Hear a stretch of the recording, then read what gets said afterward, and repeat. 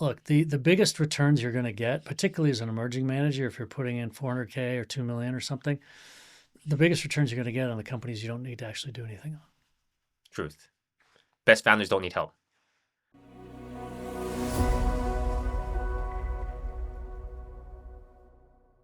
At Context Ventures, our podcast, Advancing VC, covers all things startup and venture capital related, primarily how venture capital is changing from the emerging manager perspective. Today, we're interviewing James Currier, the managing partner and co-founder of NFX, a seed-stage venture capital firm. At what year do you think you realized whether you're good or not? I think you can start to get a sense of it within 3 or 4 years to see if you're having access to the deals that you would have wanted to have seen. There's access, and if you're getting access, then eventually you're going to get some great investments, right? So getting access is sort of the primary thing. Number two is, can you have good instincts on people and on market sectors, what's going to be hot in the future, not what's been hot in the past. You can also kind of get a sense of that in the first 5 years, 6 years. And then, you look for returns. The returns usually come from the first two. And if you do enough good work on the front two ends, then you'll eventually get the returns. And often you get unlucky, like something will blow up at the last second, the founders will blow up, or the market will switch, or suddenly there'll be AI and, your SaaS business won't work anymore, or something like that. But you've got to flow into the right sectors. We talk in our Technology Windows article about the fact that each of these technologies has an open window when it's a good time to start a company and invest in a company and seed and Series A in those spaces. And then that window closes, and that's true of all technologies. I mean, consumer, we have an article called Consumer is Back and Why It's Been So Hard Since 2014. And what we note is that consumer software opened in 1994 when the browser came, and then it really closed in 2013. And so it's been really hard to do a consumer investing since 2014.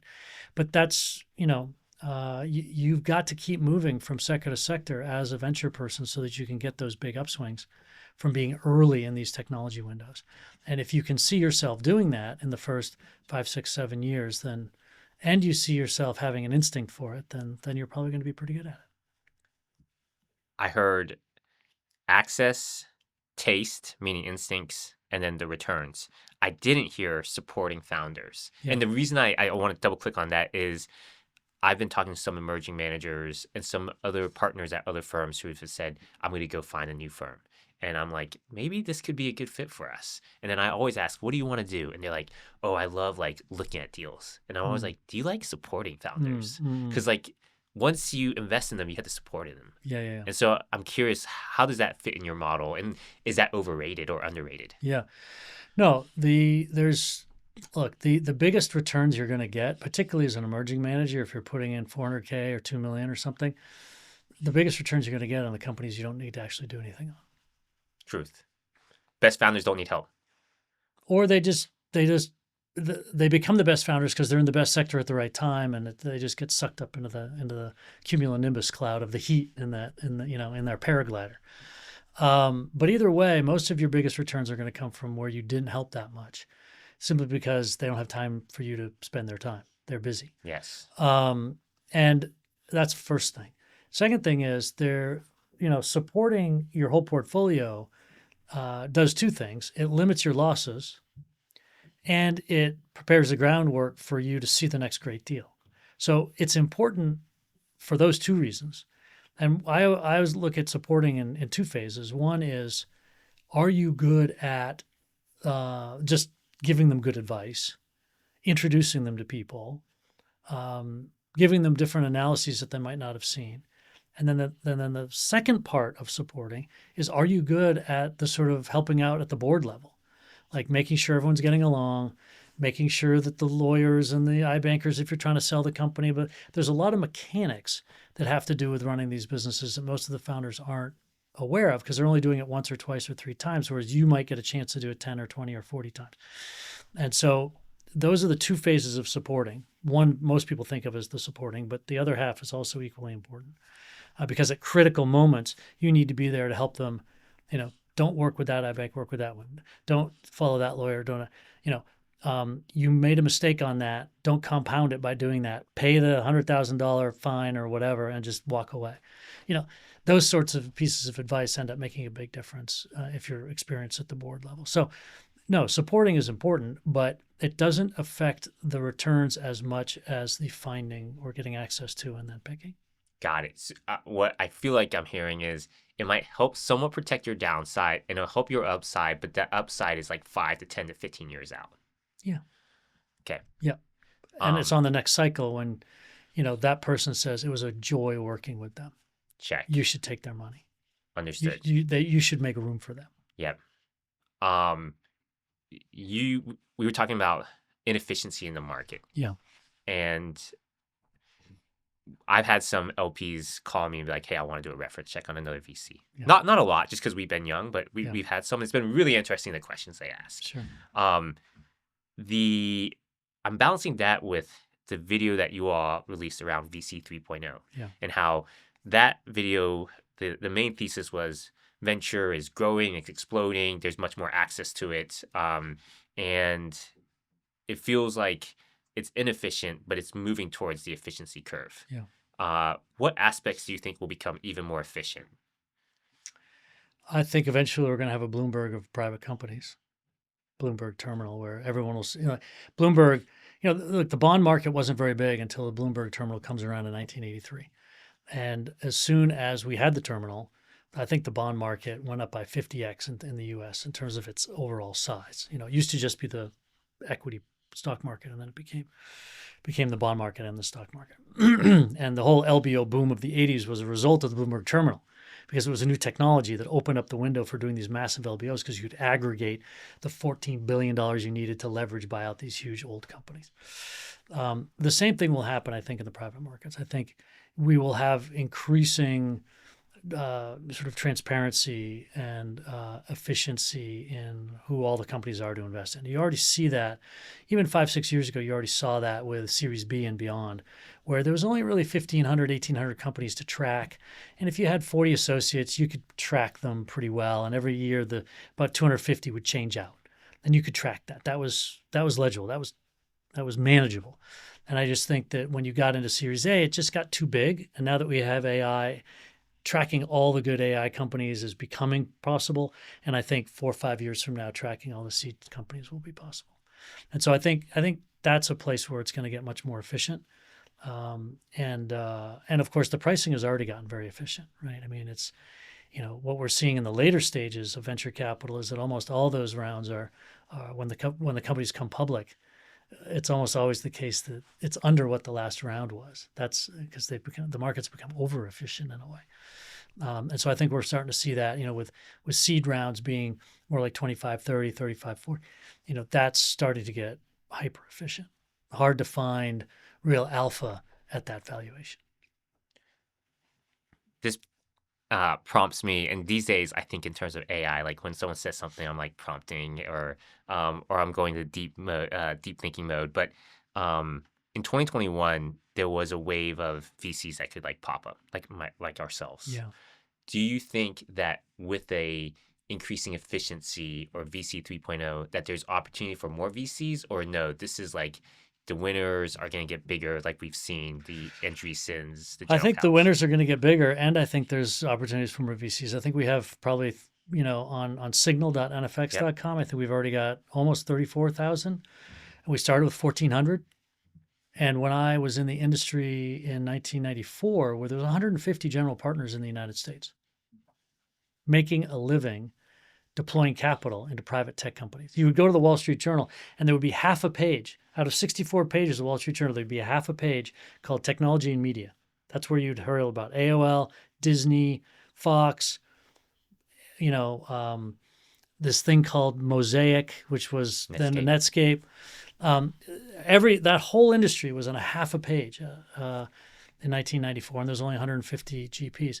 Now there's 34,000 at least in the United States and beyond, and there's probably closer to 40 or 50,000 that we don't have everybody on Signal. And I think that number could go to 60, because I think that the barriers to entry are low. I think that you can aggregate aggregate capital on all sorts of strategies. You've got a strategy looking at the military.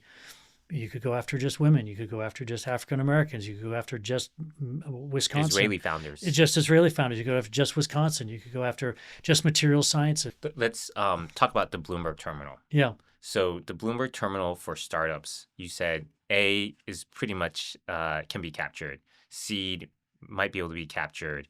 At that point, do you think trading will actually happen on such terminal? No, I don't. And the reason is that the founders don't want it. Okay. So we saw Carta try to do a secondaries market. Nobody wants that because you don't want your stock price being public because it affects your employees and your customers. And it's something that the journalists will report, and it exposes you. Look, these companies need to be private, and they need to be private in terms of their information because we need to make the sausage, and making the sausage is ugly, and people don't understand the sausage if they've ever been through the sausage. I mean, most VCs don't understand the sausage because they were in finance or they were journalists or whatever. That they see the superficialness. Unless you've been through it, you don't know it. And so the capacity for viewers to understand what's going on for these companies when their token price or their trading price goes up, and it's impossible. You can't build a great company while you're also managing that. So I think it's one of the things that's really held back the crypto space is that everybody's got a token, and then it becomes public, and then it gets whipped around like the end of a whiplash. You don't want that. So I don't think it's going to be traded. I do think though that the access will be more broadly applicable, which will favor the incumbents. It'll favor the companies with big brands. It'll favor the company with big pockets. The firms, the big firms, yeah, the firms with big pockets, and the firms with big brands. Sure. Let's talk about network effects. Yeah. Hence NFX. Yeah. You said it's not just for business. They can dictate your career and personal lives. Yeah. If you're 22 today and you just graduating, maybe 21, what network would you be fighting to embed yourself in? Yeah. San Francisco, Bay Area. Look, it's the biggest decision I ever made was to move out here. And it's the place where people are creating the future. And now we've got 60, 80% of all the AI investment capital in the world is coming in a 30-mile radius of here. And the incumbents like Facebook and Stripe and Google, they're all here. It's where most of the talent is that's at the very extreme end. And getting people in the 0.1, 0.01% talent range ends up making a difference, especially as we move into AI, where every individual is going to be able to contribute that much more to your company. And so this is the network that matters for tech. This is where most of the returns are. You've got sort of 4 or 5 interesting tech companies in Boston. You now have 3 more.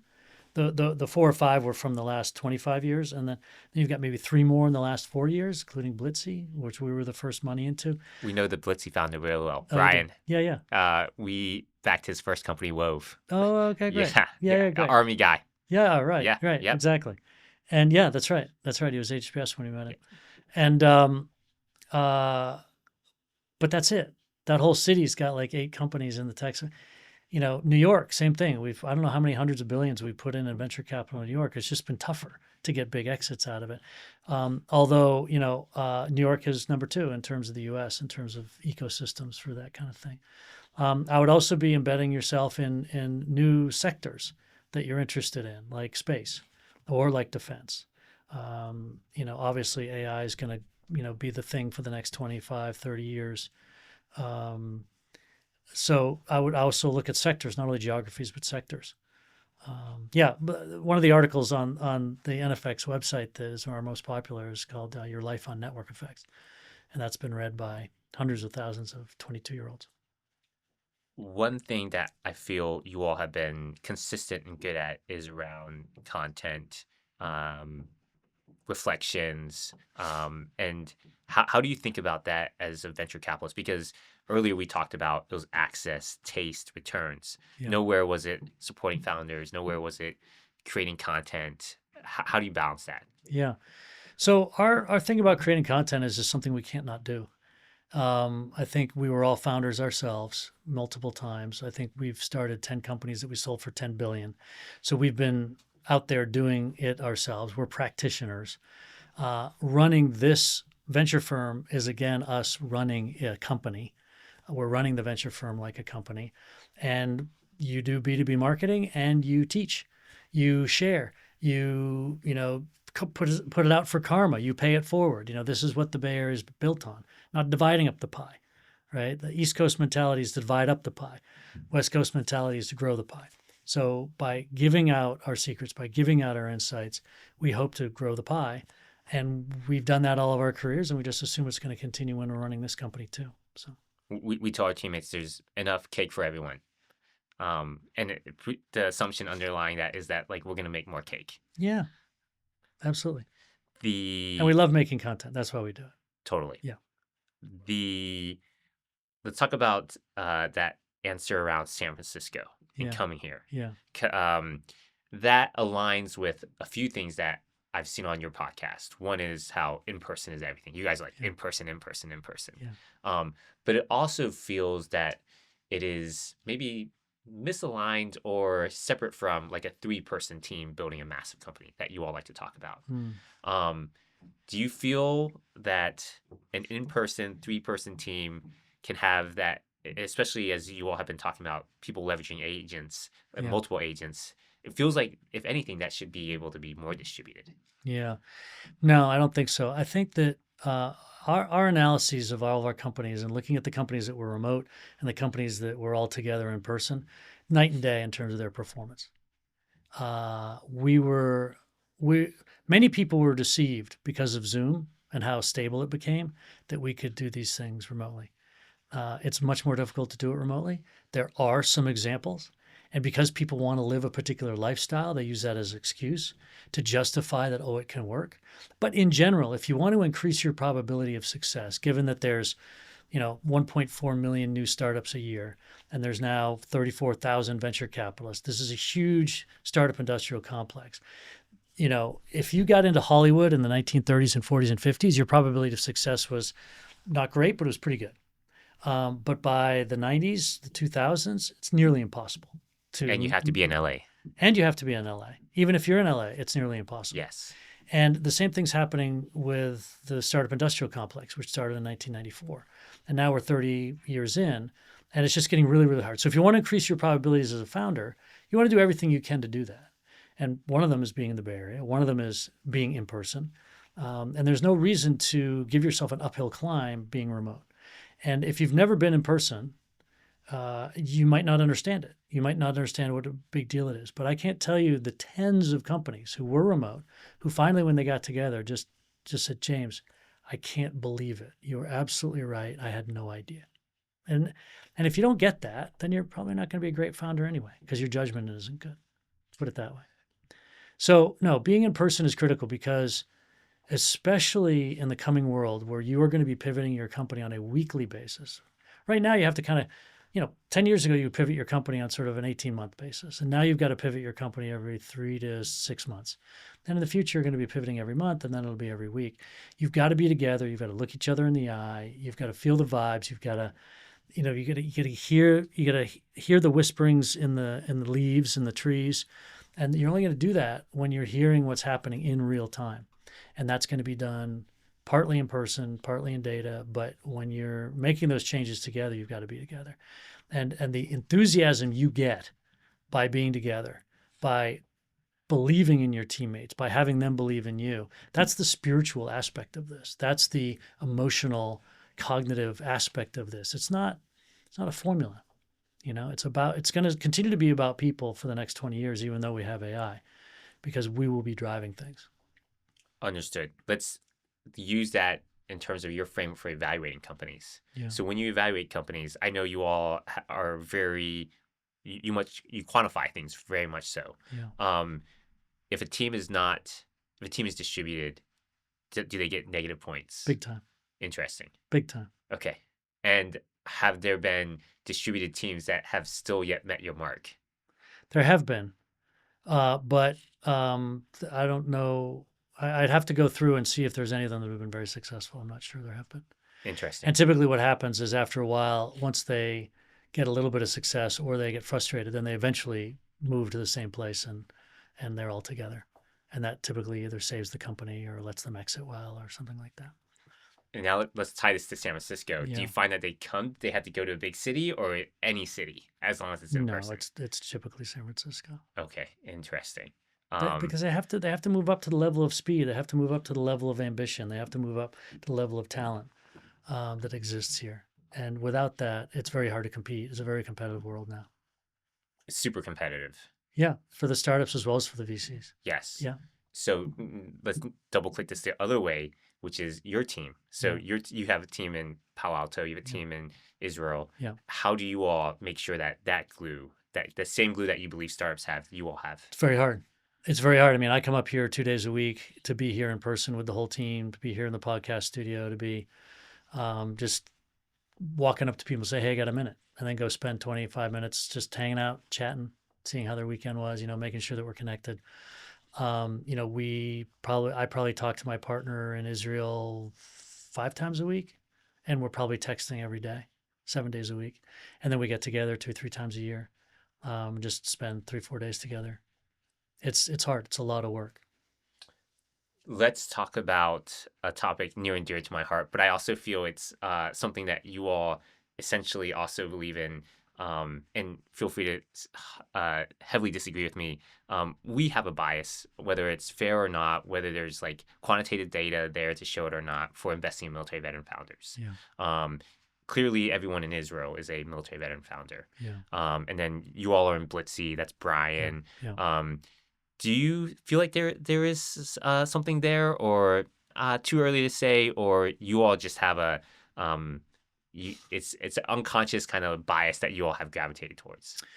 No, I think that the military background reduces a bunch of risks for the founders. So if we list out all the risks we have with founders and all the sort of superpowers that founders could have, it adds to a few of the superpowers that they can have in terms of delegation, honesty, playing by the rules, crossing the T's and dotting the I's. Those superpowers are required. And then it reduces some other risks, Building teams. building teams, blah, blah, blah. But in general, the risk we find is the black and white thinking. This is right, this is wrong, and there's a lot of gray that's required, particularly in the seed, Series A, and even in the Series B level of startups. And there are some military personnel who are so proud of their, you know, very clear lines between right and wrong that they don't permit themselves to move enough into the gray to find out where the market is. And so we've seen that be a negative. But in general, it can be a very big positive. Totally agree there.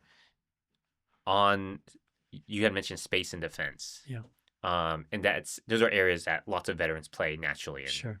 How much are you doing into space and defense, and how do you think about those opportunities in terms of network effects? There's very few network effects in those. So we started the firm. It's called NFX because of network effects. It doesn't mean everything we do has network effects. Many of the companies we invest in don't have network effects, and we try to teach them how to add the network effects. In defense and space, it's difficult to build in network effects. Obviously, Anduril is trying to with their software layer in the same way that Lattice. NVIDIA is trying to build in network effect with their software layer, in the same way that Salesforce tried to build in a network effect with Force. So you can do it. It just takes a lot of thinking and foresight to understand how those models work, and we try to lend that to the companies we invest in. Yeah, I mean, I would say that we're probably 50% in the deep tech area at this point, which is space, defense, bio, materials. We're even doing some industrial tech now. Our thinking around AI and investing in these spaces is primarily that AI makes software cost really low and it makes it less defensible. And Mm-hmm. so if you're going to have more defensibility, you have to build some hardware around it too. Mm. Is that similar to what you're thinking, or no? It's just No, those are the opportunities. no, I actually think that if you're in a consumer or a B2B regular market, adding a hardware component to it is actually really difficult. In space and in defense and in bio, the hardware and whatnot is part of it. And so you need it there to even compete. So all of your competitors have the same problem. But adding in a hardware component to the AI, if you're going after enterprise or consumers, I think if your competitors figure out how not to do it with the hardware, they're going to have a huge advantage over you. And so we don't like those approaches. We still like the embedding and the network effects defensibility. So we have an article called defensibility creates the most value for founders, and it lays out with the four major defensibilities. And the two best ones that are available to startups are network effects by far, and then also embedding, where like an Oracle embeds itself in your company and you can't rip it out. Like you'll retire before you rip that thing out, and so they can just charge you 25% more next year, and you can't do anything about it. That's a good defensibility. Um, those two are still what we're looking for with the AI, not so much the hardware stuff. Although we will invest in a few that have hardware, but it won't be the main thing we're looking for. We know it's a huge, huge risk. When I hear embedded, just because maybe of the Yeah, investments we make, I think of embedded payments and yeah, I think of like ERP. yeah. Are That's right. those That's right. uh, h- h- That's right. how have you found those investments for in effects to play out? Have they turned out to be like, or have you invested in those areas and have you seen strong returns or strong companies in those areas? Yeah, yeah. We sure have, and it's because they can continue to charge year after year, and so the retention is incredibly high. We tend not to love the B2B2B, like the embedded finance stuff, although we've done some of them, just because your ability to move the needle is muted by the middle B. They have their own priorities, they have their own internal politics, they have their own time frames, and they aren't yours.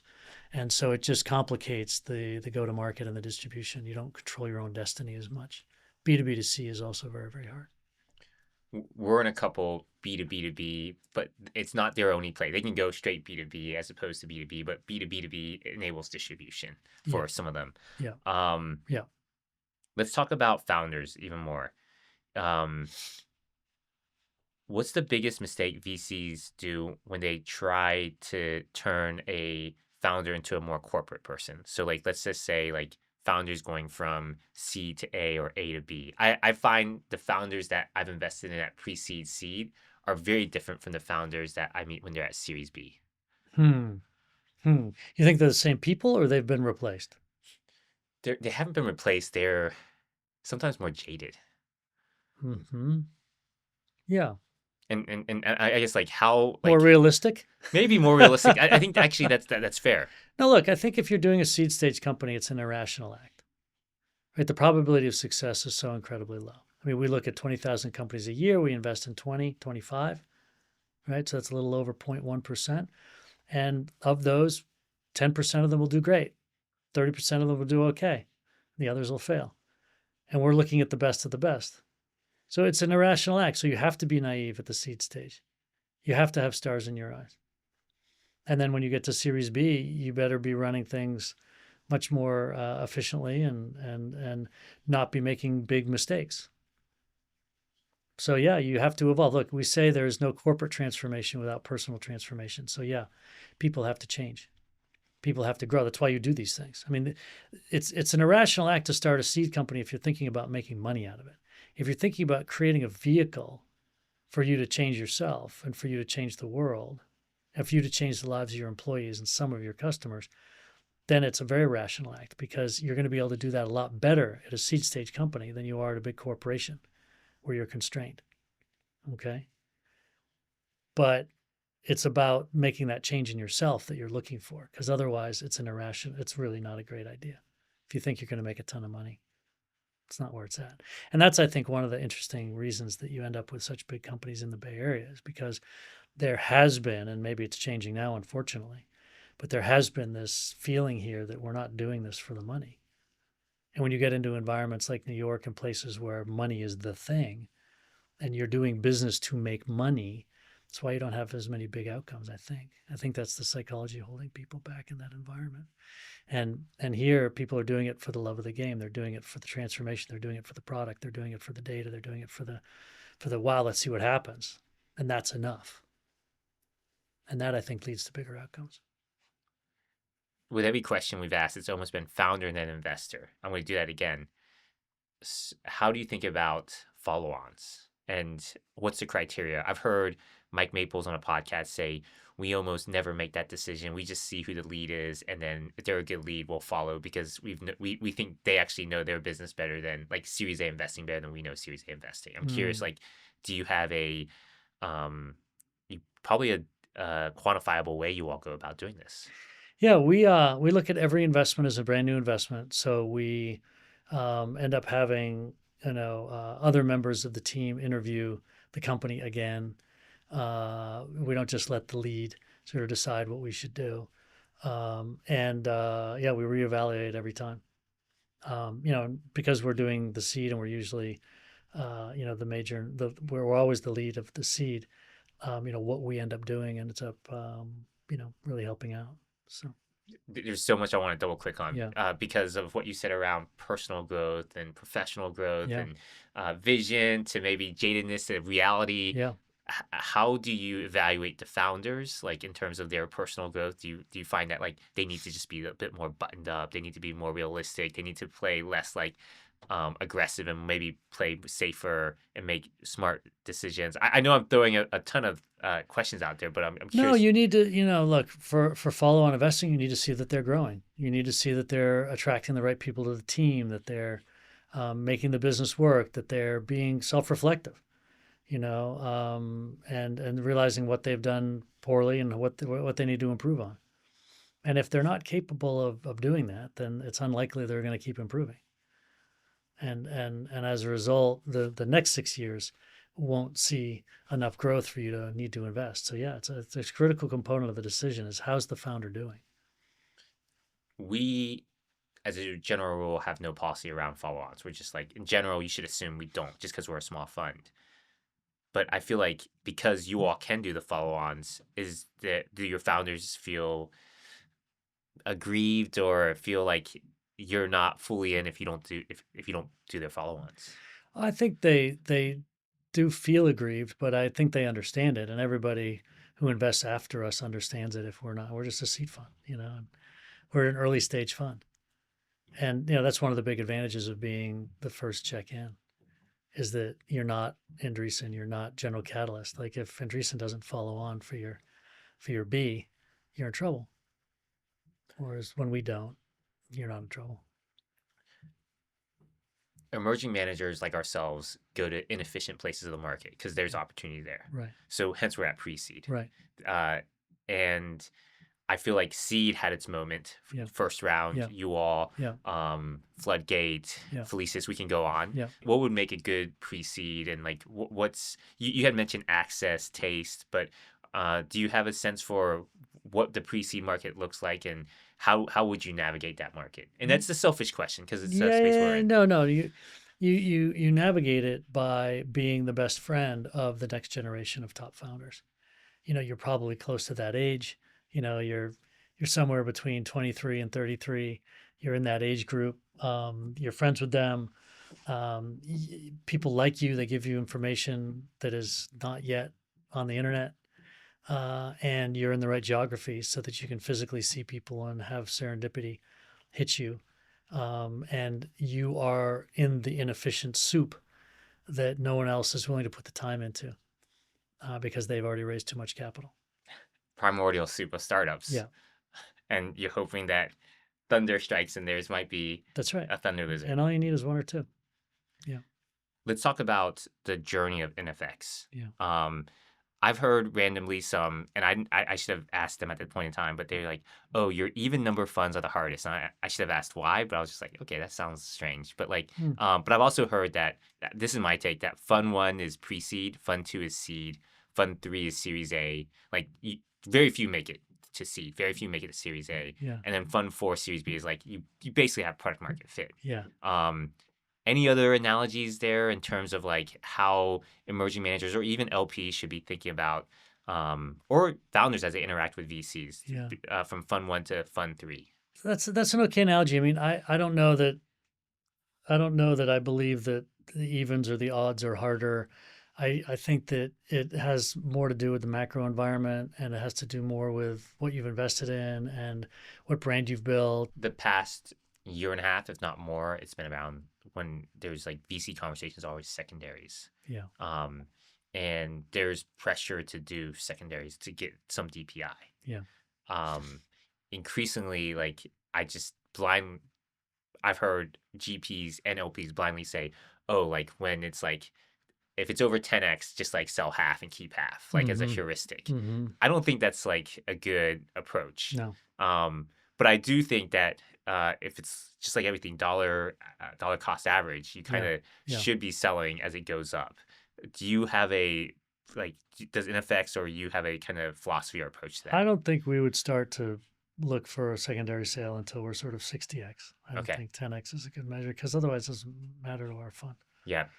And we're constantly looking for the big hit, and if something's going well, you want to ride it out. I remember, we get a lot of calls for our Lyft stock, and a lot of call for our DoorDash stock. And the more people want to, invest in your company and take your secondary from you, it's likely that this is going to get bigger and bigger. So, but then you have to use your judgment as to when you think it's overvalued, when you think that the company, the founders, you see the valuation, you're like, geez, I just don't think they can grow much past that. Then that's time to take money off the table. But you have to use your judgment, I think. The let's go back to spaces and places. Yeah. Like we had talked about geographies and we had talked about industries. Yeah. And you had said almost, if not more, I think you said 50% of your investments are in deep tech broadly. Yeah. Do you see that being the case for the next few years? And how do you square that against believing that consumer we're about to hit a consumer wave? Yeah. I think that'll be about right. That'll be about 50%. I think we believe in the consumer wave, but it doesn't require as much capital. That's kind of why we like it. On the one hand, your deep tech investments, you might put in, $4 or $5 million, but then they're going to have to raise 30, and then they're going to have to raise 300. And so there's a lot of dilution around those. So those things need to be massive in order for you to get a good return on it. Whereas the consumer stuff, you put in $4 or $5 million, they'll have to raise 20, they're off to the races. They can get profitable and go from there. And so I think it's a barbell strategy where we think you can get good returns, but in very different ways in both markets. And again, we've seen venture firms say, "Oh, we're getting out of that sector now," and then 3 years later, it's the perfect sector to be in for the next 10 years. And we don't want to do that. We want to stay in consumer and stay in B2B software while we also do deep tech. You all have had success with consumer Lyft, Yeah. DoorDash. Yeah. And in your video around consumer, it's like, hey, there's only been like a great company a year over like the past few years for consumer. Past 11 years. Yeah. Past 11 years. Yeah. Arguably, OpenAI is a consumer company. You could say Anthropic's a consumer company ish. And then Gemini is not a big company, but it has a lot of distribution. How does a I felt I didn't really get the I guess je ne sais quoi of like what will a consumer AI company look like. In the video it's like they'll leverage AI, but Yeah. what's the delivery mechanism? Well, the delivery mechanism is going to be whatever the consumer's using, which is the smartphone and the laptop, and maybe their TV.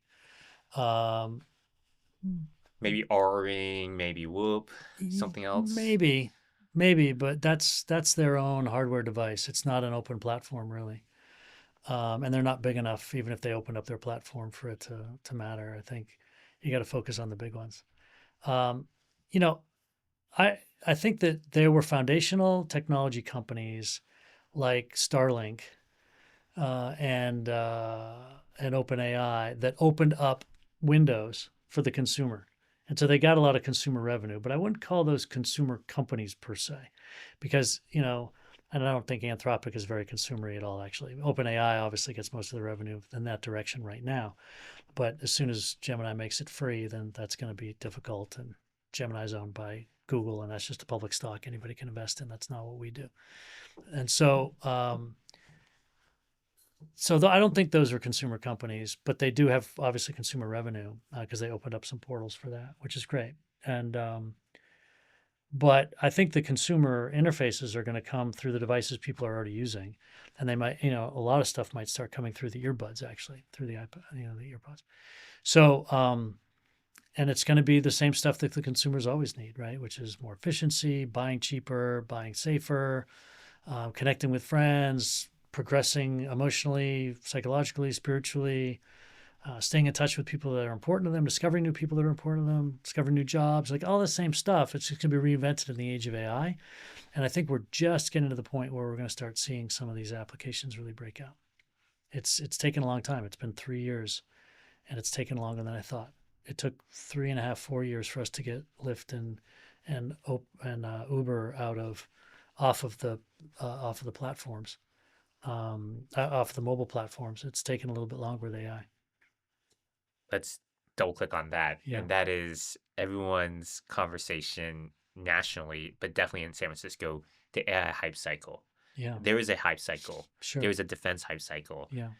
Are we a few years out from the AI, the top of it? Are we near it?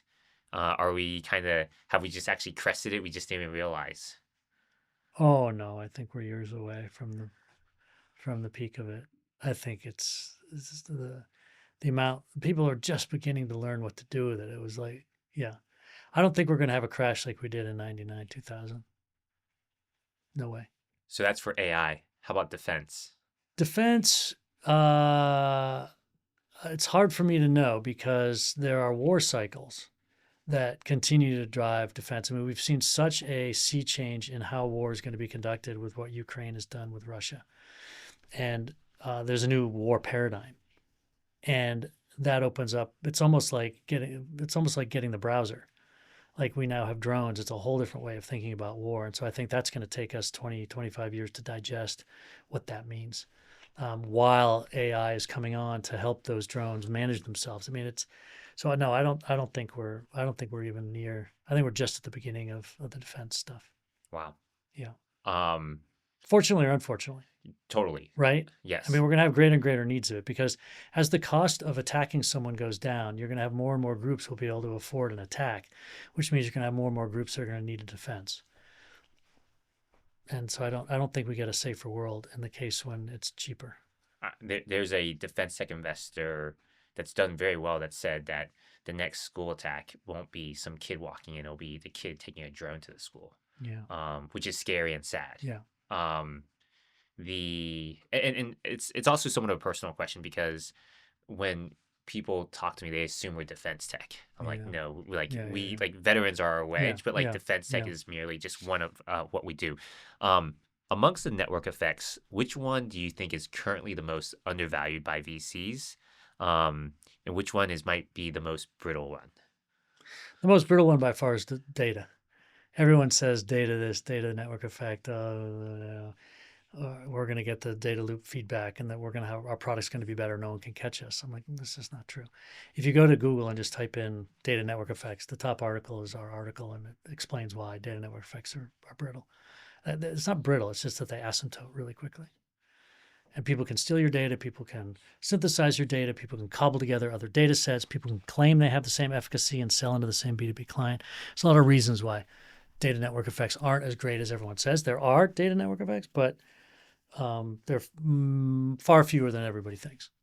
And both VCs and founders like to claim them, but they're grasping at straws that don't actually play out. And in terms of what's the most undervalued one, it tends to be the the platform, the platform network, right? Opening up what you've got as soon as possible to other people contributing to it. When I say platform, I don't mean like there's a bunch of people who use the word platform to describe all of network effects businesses. I don't mean that. I mean our definition of it. It's called a two-sided platform network effect. It's a very specific thing. You know, it's like iOS. You get apps on top of it. And I think Force did that. I think a lot of companies could do that now, given AI. I think people are underutilizing it as of today. People still aren't thinking about their businesses in multiplayer. You know, this is one thing that we've been on X.com a little bit about in the last couple of weeks, which is, you know, network effects are still the best defensibility. And the fact is we don't find a lot of founders who think in multiplayer, and they need to. And I'm not sure why. I'm not sure why it's so hard. We've published all of our stuff. We've explained it and ad nauseum with videos and whatnot. And we still don't see a lot of people coming in with great knowledge. And I still have to explain to people that viral effects are not network effects, and their eyes get wide. Like, oh wow, that's so great to know. I'm learning so much. I'm like, oh Jesus, come on, man. So you might be you might be chagrined at what I'm going to ask, but I want to double click on that because like in order to build, let's just say an app ecosystem, because that feels like the most Yeah, like right in the target type yeah, of network effect. yeah, Google Play, Android, or that's the same thing, but the App Store. yeah. You need massive distribution. Uh, Nah, no. I mean, look, Airtable didn't have massive distribution, but as soon as they opened their template marketplace, that's when it took off, right? That's actually what caused it to take off. Was once there were the templates, then everybody made Airtable a lot more useful to all the newbies, right? So no, I think you can do it a lot earlier than everybody thinks. I how about another example besides Airtable? Because I still feel I see so much more Sheets than Airtable, and I'm sure Airtable is an incredible company, is doing well, Yeah, but yeah. like I feel like Sheets is the universal kind of like uh transfer of like data. Well, I mean, you asked the question, which one is undervalued, and that's the one I'm saying is undervalued, not because necessarily that Airtable won the market, but that they accelerated really well and ended up with a multi-billion-dollar valuation. Got it. Doesn't mean became number one. And I don't know Sheets's history. I wasn't following their sort of feature progression as much as I was following Airtable, so I can't comment on that. Understood. Uh, I want to talk about founders because you're known NFX is known for being founder first, but also systems driven.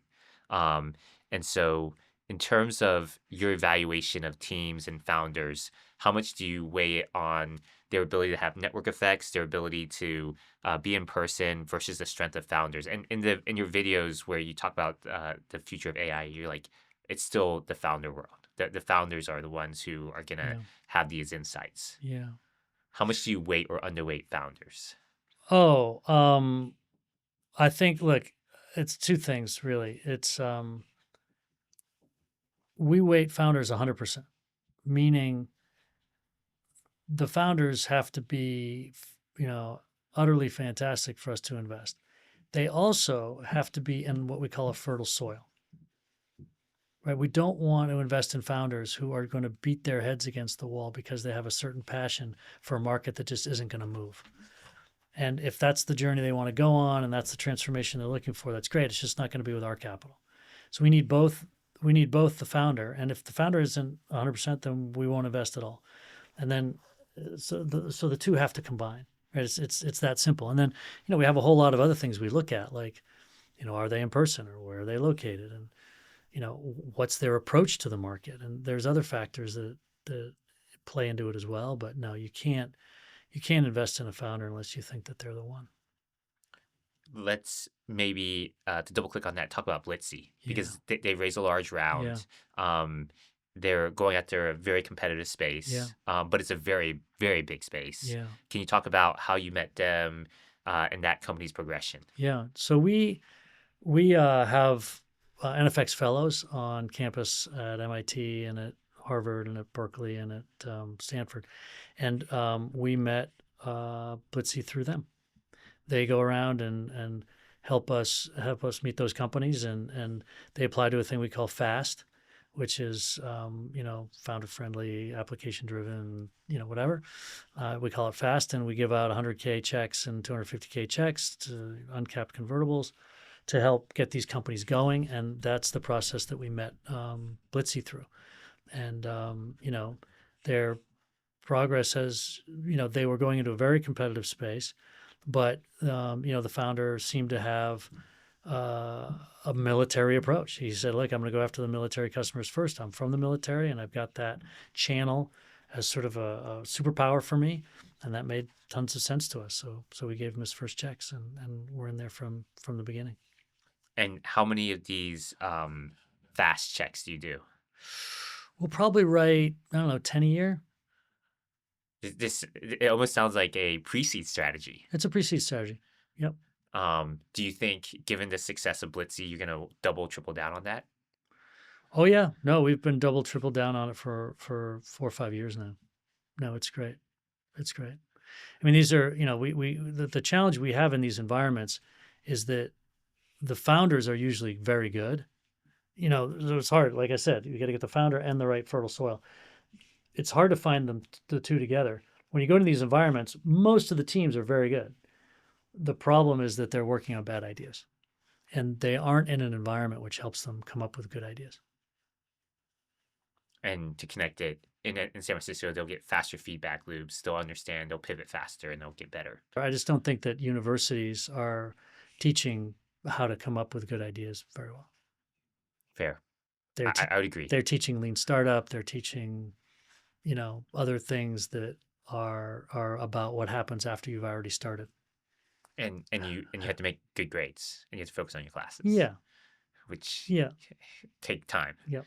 Yep. And they're doing some good experiments at Harvard that are really improving things, which I'm very impressed with. And Stanford itself is a giant incubator. That's what the kids are talking about at lunch at freshman year is what startup are you working on? Like that's what they talk about. But so that whole campus is a giant accelerator. We've been talking about a lot about AI. We talked about network effects. Yeah. Increasingly, I say I read more AI content than I read human content. Interesting. I know I do. Yeah. Yeah. Because I'm interacting with all the chat functions. Yeah. I can't stand AI music. Yeah.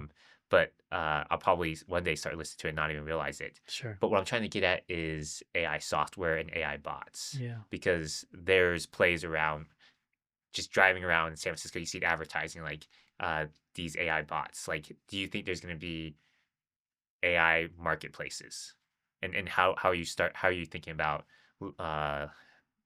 investing in those? Are there going to be AI marketplaces? Yes, there will be AI marketplaces, but we're not sure how it's all going to roll out. We've invested in a few, and they're all in the process of sort of growing or pivoting or rethinking because it's now getting to the point where you can recreate a lot of the software very quickly, and you don't necessarily need to pay too much in the marketplace because the models, the foundational models are making it easy to replicate.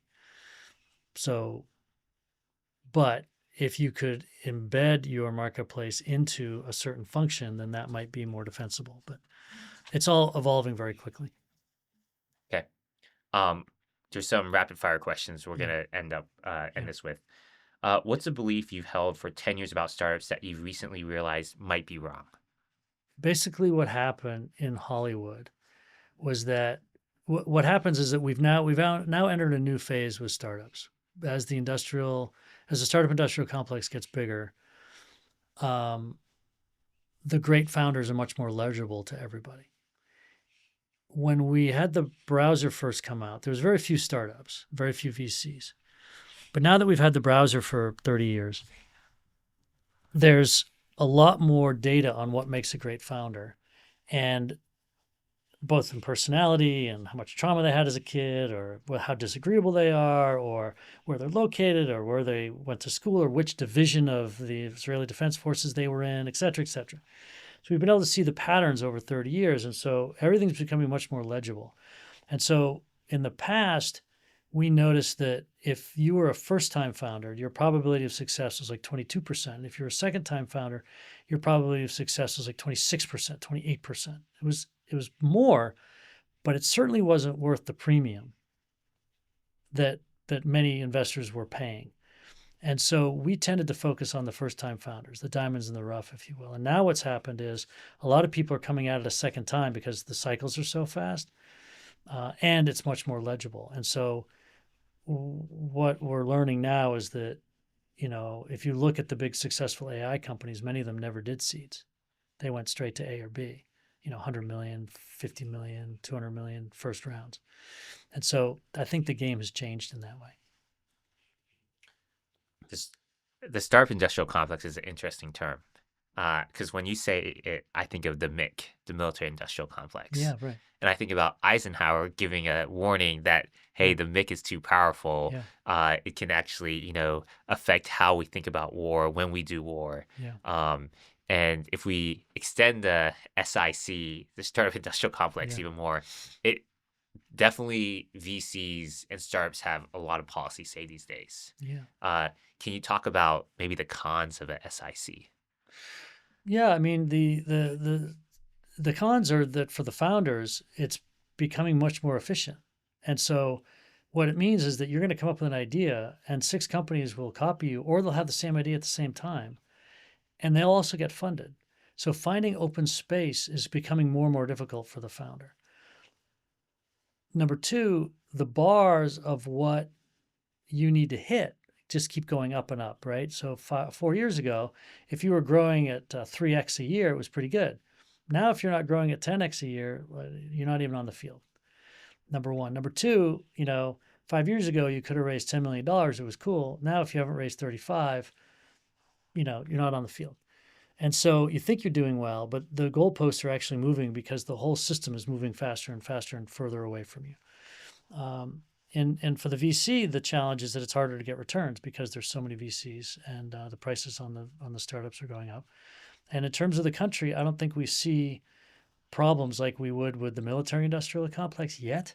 But I did hear recently that Andreessen Horowitz was the biggest political contributor on some sort of East Coast activity, and I think it was wagering or gambling or parlays or something like that. something. Some pack associated with that. Yeah, some pack, and they've always been playing for power. Andreessen has always been playing for power more than they're playing for returns, and that's been pretty interesting of them. And so, yeah, eventually they will become the next BlackRock or whatever, and BlackRock impacts all sorts of things. So, yeah, they're playing for that. It's sort of a natural evolution. You've mentioned Hollywood a few times, and the other firm that I think, at least historically, had mentioned Hollywood a lot was Andreessen with Right. Ovitz and CAA. Yeah. If you can ask every founder you all meet or invest in one book to read that has nothing to do with business, what would it be? Well, I mean, it's kind of business, but I mean, obviously the Ayn Rand books are really Okay. profound in terms of how they see sort of how networks play out.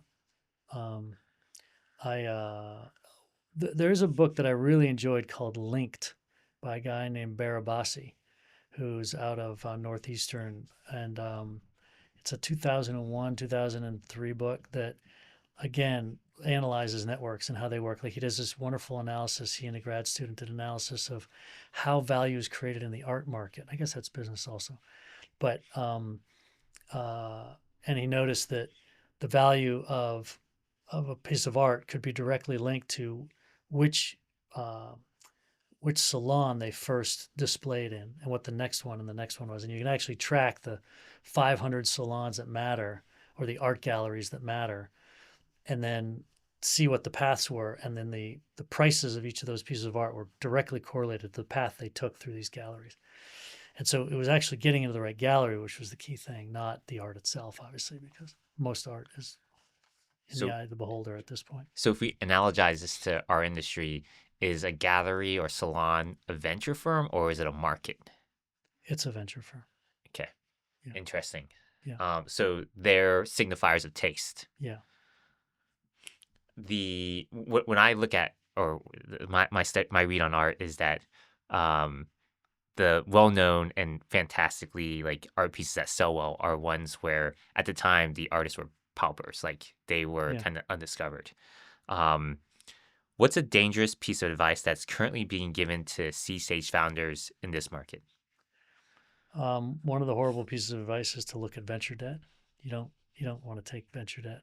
It's horrible for these companies. Kills these companies. It's like selling cigarettes or heroin. You're like, no, it's fine. You're going to enjoy it, and the people selling it make money, but the founders don't. That's one thing. But let's push back on that. It's a lower form of capital. I might not have to draw down on it if I don't need it. No, as soon as you take it, they start calling you and slathering their fear on you, and they start calling up, page 63, line B4, saying you're going to cross this threshold and you now need to give us your money back. And it doesn't actually extend your runway because they need their money back. Yeah. It's the whole thing's a lie. Okay. Yeah. Um, and I think I know the answer to this, and I've somewhat asked this, but if you had to start over today with $50,000 and no network, but kept all your knowledge, what specific network effect would you try to trigger first? Personal direct network effect. I mean, it's among the strongest and the easiest to manufacture. If you can get 25 people who all know each other and want to be connected, and you can build them a piece of software that they use to do that, then you've got something started. James, Your Honor, I have no further questions. Yeah. Thank you. Yeah, no, you bet.